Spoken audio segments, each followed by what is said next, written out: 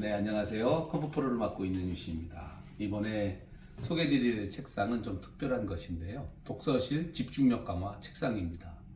저희가 2003년도에 집중력 강화 책상, 독서실 집중력 강화 책상을 디자인했었는데 2003년도나 2013년도나 2023년도나 바뀌는 건 없죠. 결국은 실력을 키워야 하는 거죠. 그래야 당당히 세상에 나설 수 있고 세상의 리더로도 성장할 수 있다라고 생각을 합니다. 그때 저는 1997년도에 대학을 졸업을 했어요. 그리고 1995년도에는 고시 공부를 잠시 했었습니다. 고시 공부를 했을 때 집중이 무엇보다도 중요한 순간이 있었죠. 또 저는 재수를 해서 대학을 가게 됐었는데 재수할 때는 정말 그동안 해보지 못한 모든 공부를 올인해서 정말로 시간을 아침 8시부터 새벽 2시까지 하루도 빠짐없이 성실하게 공부했던 때가 생각이 납니다. 지금 이 공간은 우리 아이들이 꿈을 이루기 위해서 꼭 필요한 나만의 최소의 공간이라고 생각을 합니다. 지금 우리 아이가 수험생이라면 반드시 이렇게 누구에게도 구애받지 않는 나만의 영역을 제대로 갖추고 거기에서 집중해서 나와의 대화를 충분히 이끌어내고 내가 얻고자 하는 목표를 얻었으면 하는 바람에서 이 공간을 디자인하게 됐어요. 저를 보면 저는 지금 몸무게가 84kg, 키는 174cm입니다. 그리고 가슴둘레는 좀 커요. 100이 조금 넘습니다. 자, 이렇게 건장한 청년이 앉았을 때 충분히 넉넉하다라는 것들을 좀 보여드려요. 그리고 우리 울트라 의자가 성인들이 사용하기에 전혀 문제가 없다는 것도 보여드립니다. 왜냐하면 앉아서 공부할 때 내 허리를 그대로 감싸주고 밀착해줘야 되고요. 엉덩이부터 골반까지 편안한 상태여야 학습에 집중이 되기 때문에 그렇습니다. 몸이 여기 누군가 발가시가 계속 나를 찌르고 있다면 내 두뇌는 아픈 다리에 집중하게 될 거예요. 그래서 집중하지 못하기 때문에 사실 의자의 선택이 무엇보다 중요하고요. 의자에 저처럼 이렇게 바른 지면에 무릎은 90도에 엉덩이까지 등받이에 밀착한 상태에서 약 105도 각도로 기울여서 우리가 앉았다라고 하면 우리는 참 올바르게 잘 앉았다. 정형외과에서도 이야기하는 올바르고 바른 자세에 해당됩니다. 자, 이렇게 된 상태에서 우리가 학습을 하기 위해서는 반드시 책상 상판이 기울어져 있어야 돼요. 상판이 기울어져 있어야 되고 높이도 내 높이에 맞아야 돼요. 만약에 책상의 높이가 이렇게 높다면 책과의 거리가 가까워지니까 눈이 난시가 오게 될 거예요. 또 너무 멀다면 고개를 숙여야 되기 때문에 경추가 꺾어지기 때문에 머리로 올라가는 혈액순환 흐름들이 좋지 않게 될 거예요. 그래서 우리는 적정한 높이를 책상의 적정한 높이는 약 배꼽에서 3cm 정도의 앞상판이 오는 것이 좋다. 그리고 팔을 내렸을 때 팔꿈치가 땅에 안 닿으면 등이 굳게 되는 거고요. 어깨가 올라간다면 책상이 높은 거예요. 그래서 팔꿈치가 땅에 딱 닿는 높이에 책상을 위치시키고 30cm 거리에서 30도 각도로 책을 읽게 되는 거죠. 수험생이 되면 무엇보다도 키보드로 검색하는 것과 수험서와 그 다음에 메모해야 될 것들이 책상에 너무 많죠. 그러면서도 공간을 저는 이번에는 수납에 굉장히 강조를 뒀어요. 안 보던 책들은 정리해야 될 거고요. 그 다음에 연필통도 다양하게 있어야 될 거고요. 옆에 사이드 공간들도 넉넉하게 확보했어요. 외형의 사이즈부터 보여드리면 여기서부터 여기까지가 저희가 120cm로 작업을 했습니다. 120cm.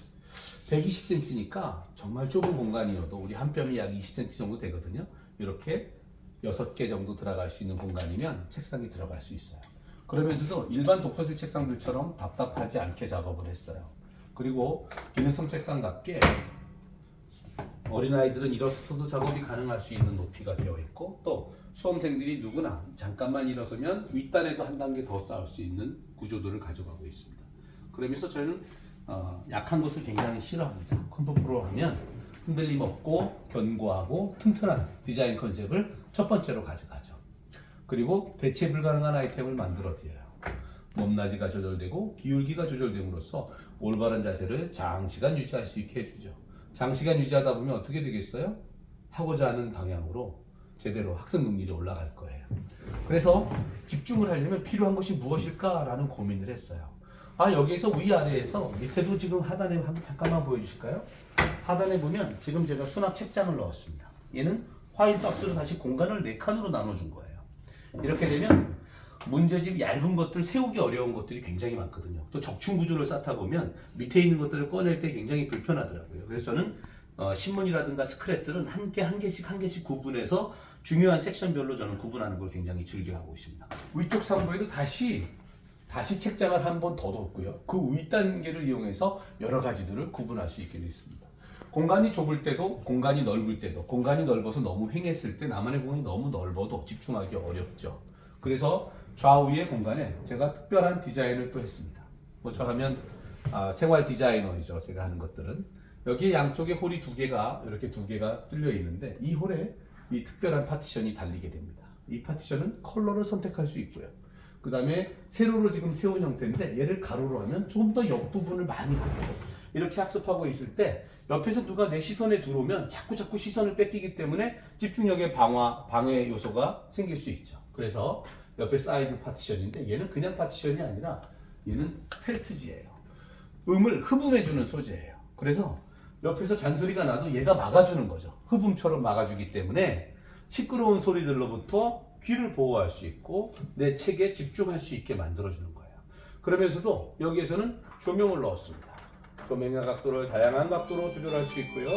또 전화가 오면 이렇게 전화를 받으면 됩니다. 형 동생 들어왔어요? 도착했어요?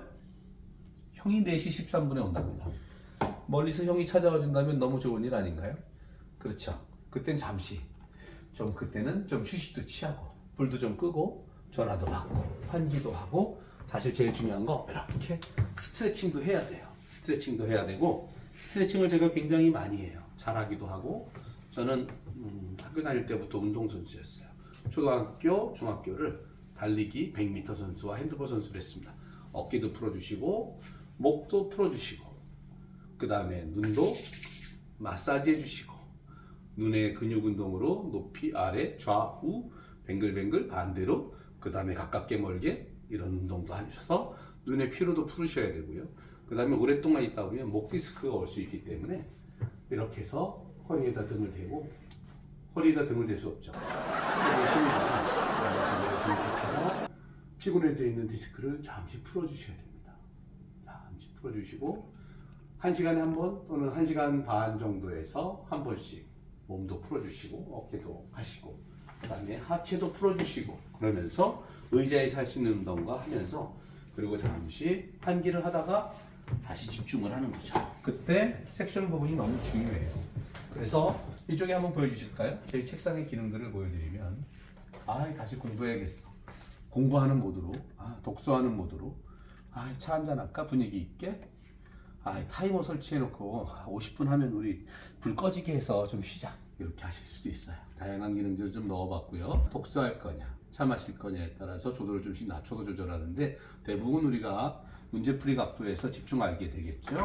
문제풀이 각도 놓고 여기에 전원 콘센트 꽂고 USB 꽂으면 핸드폰도 지속적으로 충전되면서 일을 볼 수 있기 때문에 이 기능도 매우 중요해요. 그리고 뒷부분에는 지금 누구나 사용할 수 있게 타공판을 넣어드렸거든요. 여기에 자석을 이용하면 다양한 것들을 연출할 수 있어요. 키보드도 여기다 넣을 수 있고요. 나만의 집중력 강화 책상을 오늘 소개해 드립니다. 자, 집중력 강화 책상의 재원을 조금 알아볼게요. 높이는 160cm가 있으면 된다. 160cm. 가로는 120cm가 있으면 된다. 120cm. 120cm. 그 다음에 또 깊이가 있어요. 이 하단의 깊이는 78cm예요. 일반적으로 시중에 있는 책상의 깊이들은 60cm에서 70cm인데 저는 이 책상이 앞뒤로 나뉘어져 있고 앞상판이 기울어지는 기능이 매우 중요하고 그 상태에서도 뒷부분의 공간을 24cm로 확보하기 위해서 저는 책상의 깊이를 76cm로 했습니다. 그 다음에 앞상판의 두께는 23mm로 속이 꽉 채워져 있는 소재예요. 상판은 물론 스크래치가 나지 않는 소재로 만들어져 있고요. 그 위에 우리가 절곡 디스크웨어를 또 옵션으로 선택할 수 있습니다. 타공판에 들어가는 것들은 기본적으로 저희가 풀세트로 이렇게 하나 둘 연필꽂이 선반 컵홀더 그 다음에 이렇게 저희가 넣어드릴 거고요.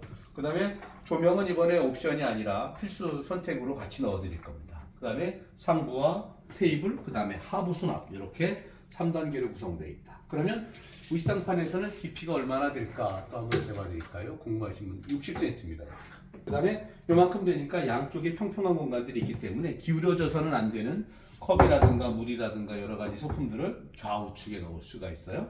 그 다음에 컴포프의 핵심 기능인 키보드 안면에 의해서 텐션감을 가져갈 수 있다.